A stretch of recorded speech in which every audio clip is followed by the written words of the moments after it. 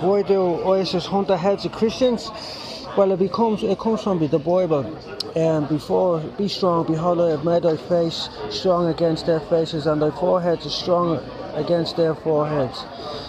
And adornment is harder than flint, I have made thy forehead. That's a set of horns. Moses had them.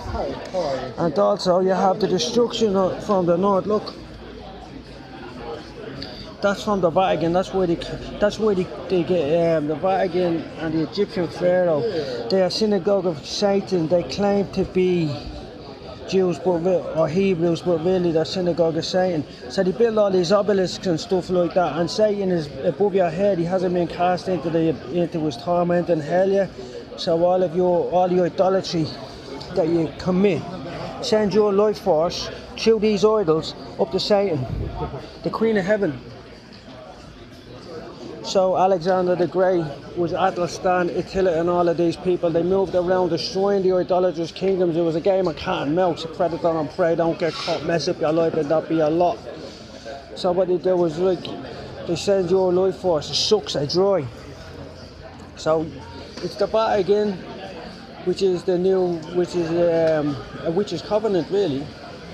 I don't know about the new Pope, but Babylon has always had idolatry, and idolatry is linked to the life force of the human race going from thousands of years, from eternity down to 100,000, down to 1,000 years, down to hundreds of years.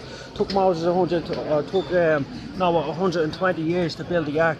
He lived till he was 700 or 900 years. I'm not too sure. There's loads of people who lived for hundreds of years. That's because there was no idolatry. So the Lord says, I will give thee as a light to the Gentiles. And when he gives it as a light to the Gentiles, that means you go around destroying idolatry and pulling down obelisks.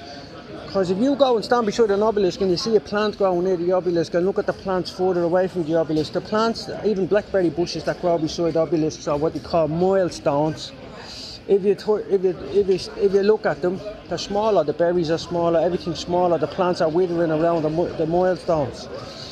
You can see that on the canals and stuff when you walk down. Have a look at idolatry. You see the plants don't grow as good around idolatry as they do further up where there's no idolatry. You can observe that for yourself. So there you go. Who's to blame? Well, idolatry is to blame. You're worshipping Satan. When you pull down the pyramids and when you pull down all of these things, what they call civilization, it's not really civilization. It's all a big fucking lie. You give life to the next generation and the generation after that, and you give the truth. But people are so messed up these days. When they hear the truth, they become violent and aggressive, and they react negatively towards the truth teller. So there's an old African proverb: a speaker of the truth has no friends. So you have like the Muslims running around and the crazy Muslims running around in the Middle East chopping the heads off Christians. That's because Christians, when they worship correctly, they grow something as hard as flint on their forehead. Alexander the Great, he was destroying all the idolatrous kingdoms. He was a Gentile. Alexander the Great, Athelstan, Attila, all these names are mentioned in the Bible. The Romans.